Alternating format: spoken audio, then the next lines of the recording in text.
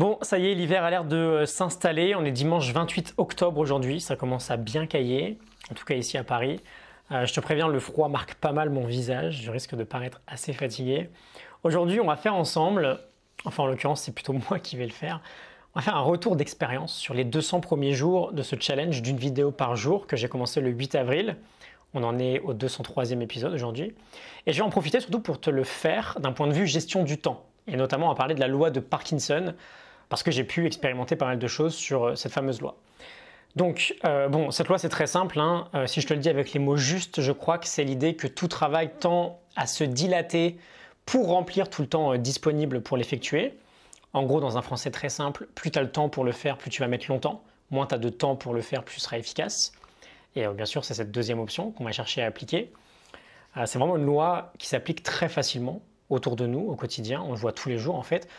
Quand on est au lycée, on a un mois pour faire un devoir de philo, on va mettre un mois pour le faire. Quand on n'a plus qu'une nuit pour le faire, on le fait en une nuit. Quand tu as 5 minutes par contre pour ranger ta chambre, sinon tu ne sors pas jouer avec les copains, quand on est un peu plus jeune, hein, tu vas tout ranger en 5 minutes, tu vas être super efficace. Et ce qui nous intéresse le plus évidemment, c'est aujourd'hui dans notre travail, d'un point de vue productivité. Et ce qui est sympa, c'est qu'on peut faire vraiment beaucoup d'expériences là-dessus, je vais t'en parler. C'est d'ailleurs ce que je vais t'encourager à faire dans les prochains jours.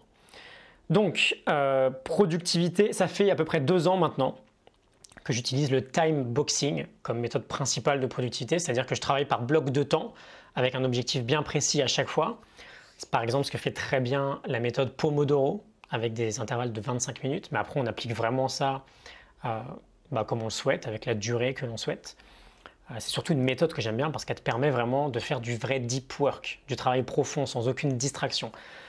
C'est dans ce type de phase qu'on est vraiment efficace. Je te rappelle cette fameuse règle de Cal Newport. Je te mettrai des liens en description, on a déjà parlé de tout ça. Ton travail produit est égal au temps passé à le faire multiplié par l'intensité de ta concentration. Et donc tout ça, ça marche très bien. Je connais d'ailleurs personne qui n'a pas eu une hausse de productivité quand elle s'est mise à appliquer le time boxing dans son quotidien, en mode vrai deep work, un vrai travail sans distraction. Mais tu sais, moi, mon objectif, c'est d'optimiser ma vie, mon quotidien, pour t'aider ensuite à en faire de même. Et donc, c'est là que la loi de Parkinson va entrer en jeu. En gros, la question que je me pose, c'est est-ce que je ne peux pas m'imposer des plages horaires plus réduites, bien plus réduites que ce que j'ai actuellement, pour effectuer le même travail, la même quantité de travail. Et donc, depuis très longtemps, j'essaye d'optimiser en essayant de prendre le moins de temps possible pour faire une tâche, à qualité égale, évidemment.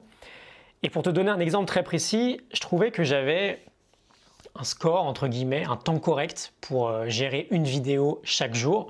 Au début, je mettais environ 2 heures, 2h30, du début à la fin du process pour une seule vidéo. Trouver l'idée, faire un plan, tourner, monter, extraire, publier, partager, etc., tout le chemin. Et j'étais assez content avec ce temps-là. Je trouvais que c'était assez rapide en fait. 2 heures, 2h30 pour une vidéo du début à la fin, ça va. Sauf que quand tu le fais tous les jours, et c'est d'ailleurs un des avantages de faire quelque chose tous les jours, c'est que tu es obligé d'optimiser, tu ne peux pas perdre de temps. Sinon tu perds du temps tous les jours et quand tu cumules tout ça, ça fait quelque chose de pas génial. J'ai optimisé tout ça et résultat aujourd'hui dans cette plage horaire de 2h, 2h30, j'ai maintenant largement le temps de faire 2 épisodes. Et je suis même sûr que je peux faire encore mieux. Mais voilà, je trouve ça super stimulant de se dire, ok, je bloque une plage horaire bien plus réduite et j'essaye, je sais pas, par exemple, je bloque 60 minutes et j'essaye de préparer 4 vidéos avant de passer devant la caméra. Idée, plan assez détaillé de ce que je vais dire, assez détaillé de ce que je vais dire. 4 vidéos, ça fait 15 minutes par vidéo, ça peut paraître peu. Avec le temps, c'est quelque chose de relativement faisable.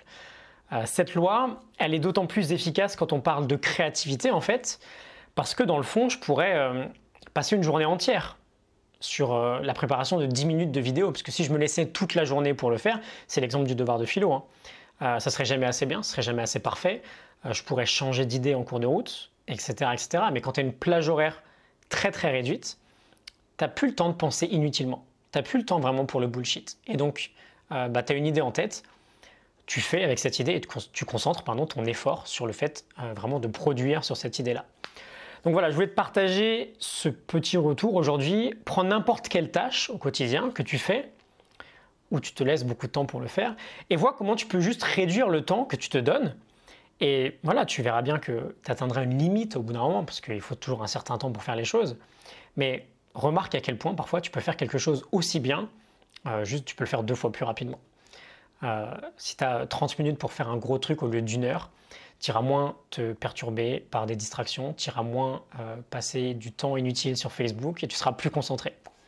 Tu seras moins dans le multitâche. C'est ça la base de la productivité aujourd'hui au XXIe siècle en fait.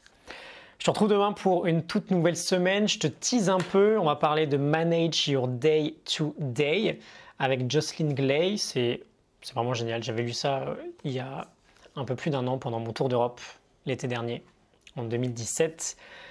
On va parler d'optimisation de notre quotidien en fait. Et voilà, on va s'amuser là-dessus pendant 3-4 jours. Et ensuite, on parlera de The Happiness of Pursuit de Chris Guillebeau. Je t'en avais parlé dans les mails privés que j'envoie chaque semaine. On va attaquer le sujet de la mission de vie en fait, du sens de notre vie, de nos passions, etc. Je pense que là aussi on va bien s'amuser. Excellente journée à toi, like, partage, abonne-toi si ça t'a plu. Je te retrouve demain pour un nouvel épisode. Salut.